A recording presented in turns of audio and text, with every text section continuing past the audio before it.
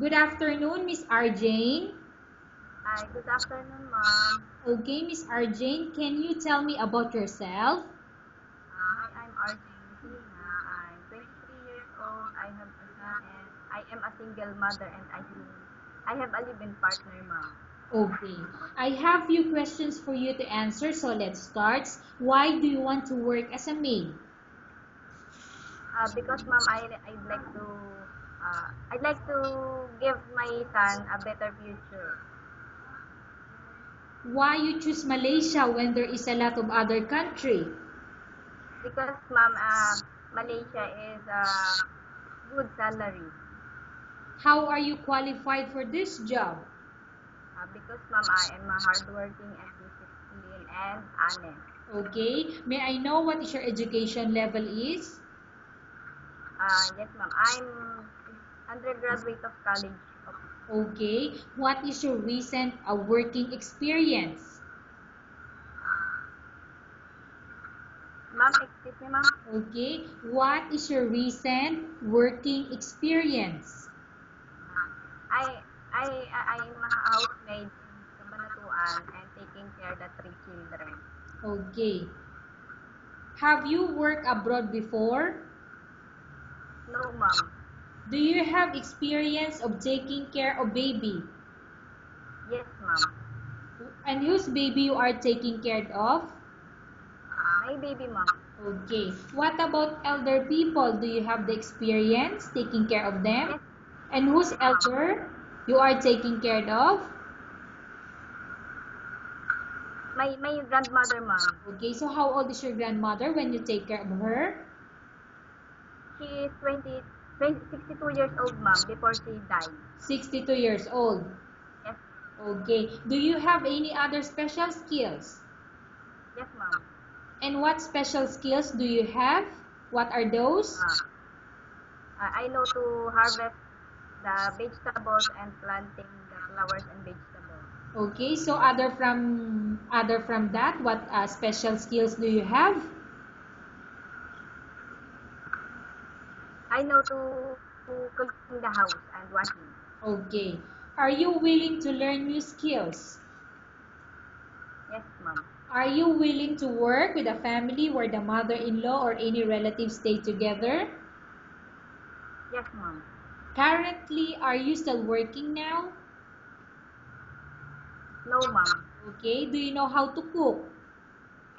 Yes, ma'am. What sort of food can you cook? Filipino foods, ma'am. So what are those Filipino dishes that you can cook?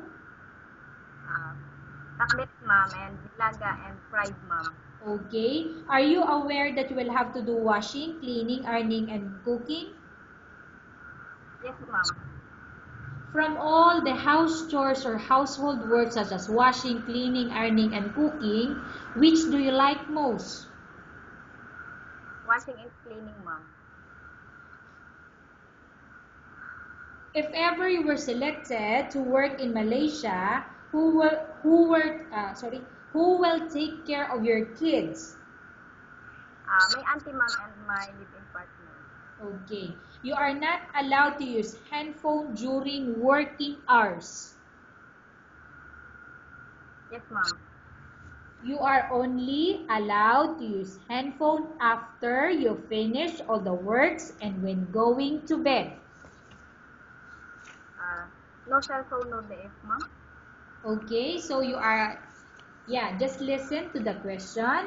You are only allowed to use handphone or cell phone after you finish all the works and when going to bed. Yes, ma'am. You are only, you are strictly needed to surrender the handphone to your employer in the morning and your employer will return back to you once you're going to bed. Can you please again, ma'am?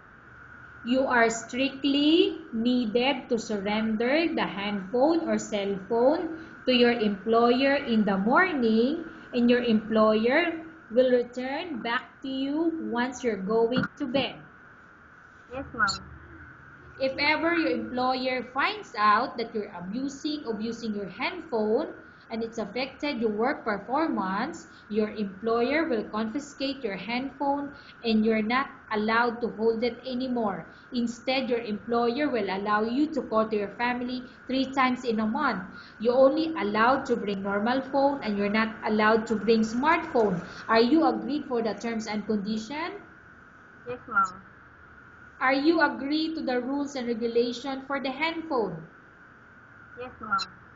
How many years is the contract as you agreed and understand? 2 years contract, ma'am. Can you describe for me your ethics or your attitude? Yes, ma'am. I'm honest people, ma'am, and disciplined and hardworking. Okay. How can you assure to us that you will work hard in Malaysia?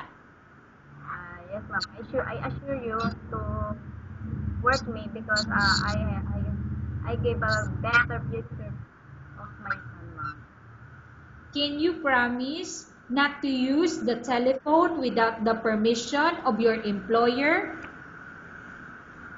Yes, ma'am. Can you promise not to put on makeup but to dress properly while work?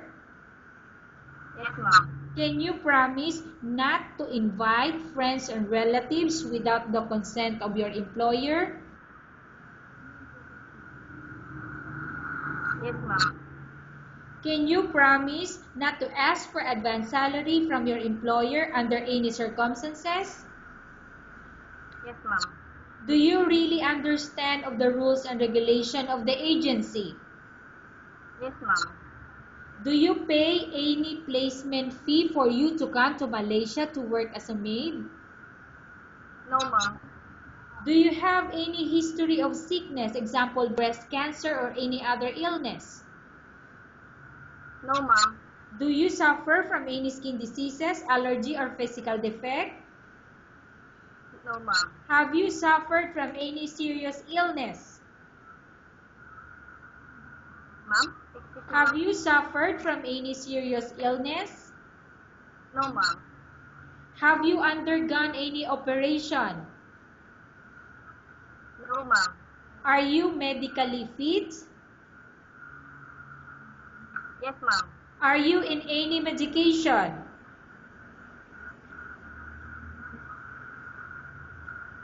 Excuse me, ma'am. Can you repeat, ma'am?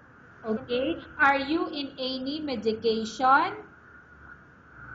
No, ma'am. Are you allergic with any food? No, ma'am. Are you prepared to work for the employer of any race? Yes, ma'am. Are you prepared to eat the type of food taken by your employer? Yes, ma'am. Are you afraid of being left alone in the house? Yes, ma'am. Miss Arjane, do you hear the question properly? Can you again, ma'am? Because the earphone is choppy choppy. Okay. Are you afraid of being left alone in the house? No, ma'am. Are you afraid of dogs or other pets? No, ma'am. Okay. Can you promise to work according to instruction from your employer? Yes, ma'am. Do you have any immediate family working in Malaysia? Nothing, ma'am. Okay. Miss Arjane, we have finished our question section. Let's go to case study. I have a case study for you and I want you to answer me truthfully. Upon arrival in Malaysia, within 6 months, if ever any of your family members pass away, what will you do? Will you continue to work till finish your contract or you will go back? I still continue my contract in 2 years before I go back to my Philippines. Okay. Tell us about yourself and why do you want to work in Malaysia as domestic helper? Excuse me, ma'am. Tell us about yourself and why do you want to work in Malaysia as domestic helper? Uh, uh, I'm RJ Messina, ma'am. I'm 23 years old. I'm a single mother and I have a live-in partner, ma'am. Hire me, ma'am, uh, and to prove, give me a chance and to prove you and serve you as you want. Okay, Miss Arjane, what do you want to tell to your employer who watching your video? Hello, ma'am. Good afternoon. I'm RJ Messina from the Nueva Ecija. I'm a single mother and have a live-in partner. Uh, Hire me, ma'am, and give me a chance, and I'll prove you and serve to you as you want. Okay, thank you very much, Miss Arjane. We will update your agency if there's any selection made with the employer.